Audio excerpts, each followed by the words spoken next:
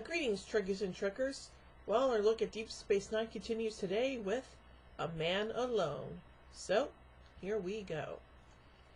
Odo has become worried at the number of new people arriving at the station due to the newly discovered Bajoran wormhole. While talking with Quark in his bar, Odo observes the man he recognizes and demands he leaves the station. The man refuses and the two get into a fight that is broken up by Sisko.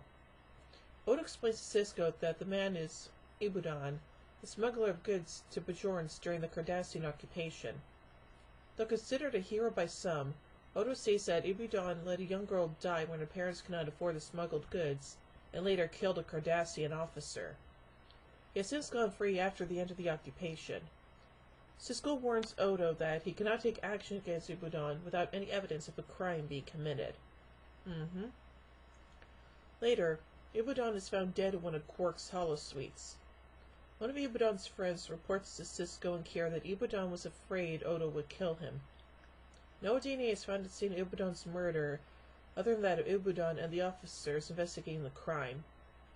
The general populace of the station start to become suspicious of Odo, whom they consider untrustworthy due to his unknown origin as a shapeshifter and his past association with the Cardassian regime.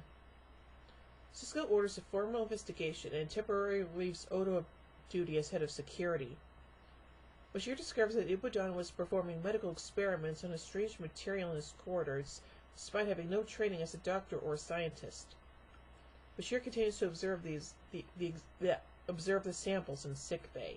The crowd on the station become more hostile, believing Odo is the murderer, and Odo is forced to hide in his office to avoid a mob forming outside, despite Sisko's attempts to calm them down.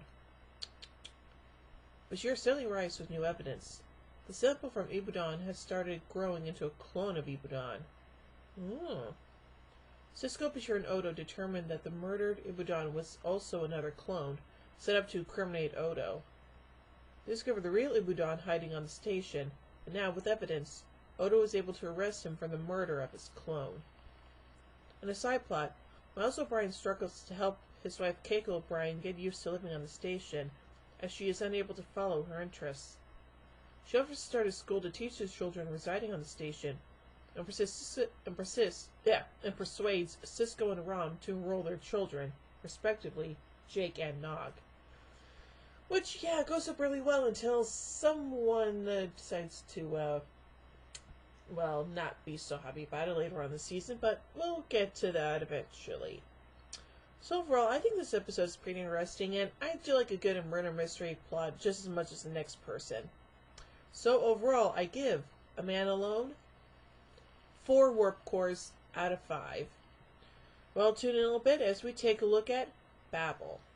So, until then, live long and prosper, everybody.